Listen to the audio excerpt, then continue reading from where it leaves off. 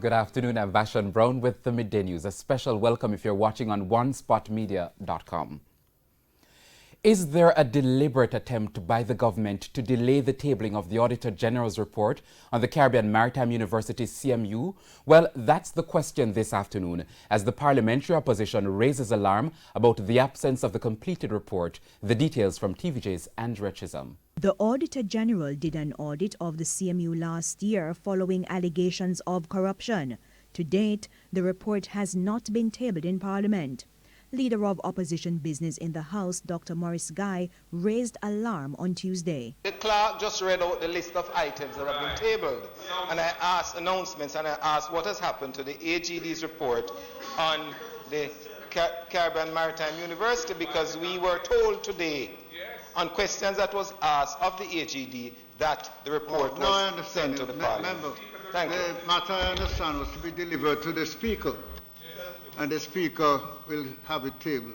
The matter was also raised at Wednesday's post-cabinet press briefing with Minister with Responsibility for Information, Carl Samuda. It is not in my place to determine the timetable in which governs the laying of those matters in the House. That is left to the Speaker of the House. And I'm to advise you that I had discussions with him yesterday, and there are aspects of that exercise that has given him some pause.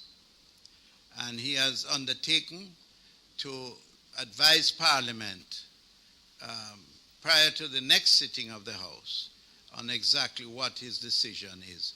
Minister, could you confirm if there is a legal issue surrounding the discussion that you had with the Speaker? Is there some legal challenge being considered? I don't wish to reveal that information. A discussion between myself and the leader, or for that matter, a discussion between myself and the leader of Opposition Business, is exactly what it is, intended to be a discussion between us and not the wider public.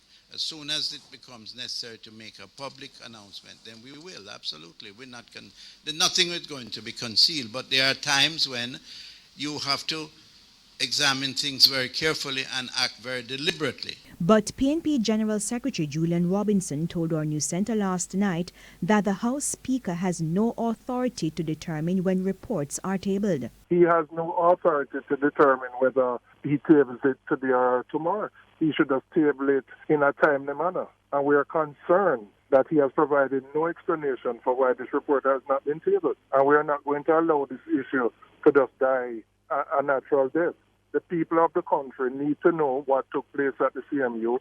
The Auditor General has done her report diligently, and the Speaker has no right to block her from Parliament. Mr. Robinson warns that the opposition will be taking strong action if the report is not tabled next week. The opposition is very concerned, and we are going to take strong action if this report is not tabled in Parliament next week Tuesday.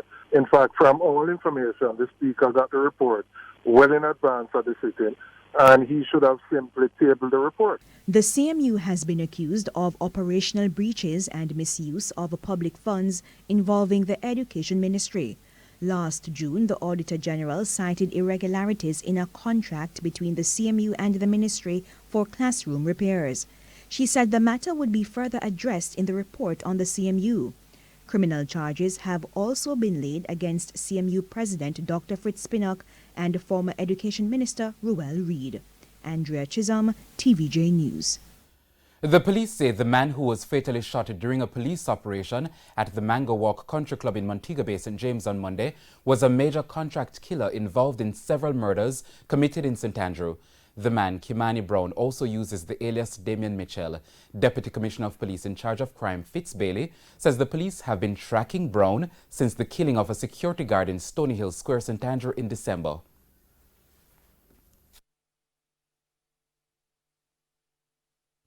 Mr. Brown, or Mitchell, based on our intelligence and investigation, is a major contract killer who is involved in several murders and shooting incidents. He is featured in the murder of the security guard. He also was featured in several other cases.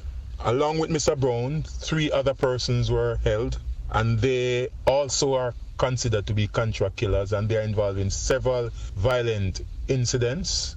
Person of interest, in fact, one of them is wanted for 2 murders and a shooting incident in the St. Andrew North Division. DCP Bailey has explained what led the police team to the gated community in St. James, where Mr. Brown was found. Police launched an investigation using a number of agencies, including our Intel and other specialized unit. After several inquiries and initiative, Mr. Brown was identified in an operation in St. James in a gated community. The police, having breached the premises, Mr. Brown pointed a firearm at one of the officers and he was shot and unfortunately died. 151 cases are down for trial at the Hillary session of the St. Anne's Circuit Court. Of that amount, 53 gun court matters will be heard, 31 murder cases and 53 matters of a sexual nature. These matters will be held over a period of 4 weeks. Trial Judge Justice Martin Gale informed the full court that over 100 cases were disposed of at the last circuit in October last year. And although so many cases have been disposed of, 151 for the period of time that the circuit will go on is still a very large amount. But we of the defense bar, we are very confident that His Lordship, with the cooperation of all defense attorneys and of course the prosecutors, we can in fact again set another record or beat the record set before last term for the number of cases disposed of in one sitting of the St. Anne's Circuit Court. In the meantime, Mr. Smith is questioning the number of jurors which were summoned to serve in the circuit court. Over 200 juror summonses were issued, and only 60 or 67 were served. This is unacceptable. Whoever is responsible for serving persons who are resident in the parish, who have not disappeared, something is radically wrong. I have my own take on it, but sufficient to the day. Of the 67 persons who were served, approximately 40 persons are present. This is almost better than last circuit, but it's still a small amount having regard to the number of cases which are requiring jurors. And it's now time for a break, but stay with us. More stories right after these messages. Welcome back, continuing the news now. With the recent reports of murders and suicides as a result of domestic violence, calls are being made by the opposition for the government to act hastily and for communities to get involved in dealing with these cases. We have more in this report. A serious epidemic.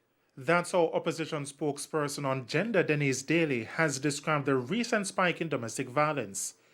She asserted that domestic violence dominates crime statistics in Jamaica, and as such, the government needs to hasten its legislative response. But they must get counseling. It must be rehabilitation because it's an illness. For you to get up and just killing women that bring birth to even you, something is radically wrong. And I believe the government will now have to ensure that things are put in place to protect women. In addition to counseling, Ms. Daly says the government needs to reintroduce family life education in schools. She says children, especially young boys, would be provided with socialization as a means of preventing gender-based violence. Ms. Daly is also recommending that more shelters be provided for women who have nowhere to go to prevent them from being subject to further abuse. We need to have shelters literally in every parish. We have to invest because we are losing lives. So we have to invest into shelters so that when a woman is being abused, they know that even if they don't find the station, they will be able to go to that shelter, and that shelter will be able to accommodate them. Because let us be frank, the police station is not equipped and trained enough to deal with these kind of disputes. She is also appealing to citizens to not remain silent. She noted that in many cases, persons who intend to commit violent acts in domestic relationships usually make their intentions known before carrying out the act. I am appealing that we make sure we become our brother's keeper. We make sure that we can intervene. And if you can't intervene, seek help so that we will be able to start speaking before we start beating, before we start killing. O'Shane Masters, TVJ News. Local Government Minister Desmond McKenzie has again chided persons who refuse to keep their surroundings clean, making them breeding sites for mosquitoes. The minister is calling for citizens to do better. People must now become more responsible. Local Government Minister Desmond McKenzie at a town hall meeting in Port Antonio, Portland on Friday. The minister came prepared with a list of work being done in the parish. He told those in attendance of his intention to take a submission to Parliament for the purchase of 23 new garbage trucks. And this is not a part of the 100 new trucks that is going to come later this year. Minister McKenzie says this is not only being done to provide the NSWMA with the resources needed to carry out its duty, but also to assist in the fight against dengue. I have said it already and I'm going to say it again. If we give every community in Jamaica a garbage truck, if the minds of the people don't change, then it makes no difference. There have been increased concerns island-wide with the growing number of dengue-related deaths. The Health Ministry has been conducting several campaigns to bring awareness. Now the local government ministry is also committed. We're going to be having town hall meetings, classroom meetings. We're taking it into the schools. And I am hoping that I can find a pastor who can dedicate his sermon on a Sunday or a Saturday strictly around the prevention of dengue. The Vector Control Unit under the Ministry of Health has been doing extensive work. Still, the issue continues. The local government ministry has also established a committee to find solutions. These committees that we have established will not, in the municipal corporation, the only thing that these committees will look at is dengue. So we're not making the dengue issue a part of the normal public health meeting. We are dealing with dengue as a separate entity. Kirk Wright, TVJ News. And here is a preview for what's coming up in this evening's Health Report. In the next edition of the Health Report, we'll look at table eggs and salmonella. The Ministry of Health does have a program where we do surveillance of table egg farms. And one of the things is not just looking for salmonella, because we've had outbreaks, foodborne outbreaks in the past associated with the consumption of table eggs, raw table eggs. And you know, Jamaicans do like their egg punch, and so they do consume eggs raw to some extent. That's the Health Report this evening in Primetime News. And now for today's Healthy Living tip.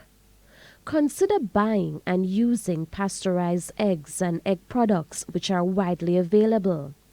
Only buy eggs from stores and suppliers that keep them refrigerated, and discard cracked or dirty eggs. And that's the Midday News. I'm Vashon Brown. Join us at 7 for a Primetime News package. On behalf of the news, sports and production teams, have a wonderful afternoon.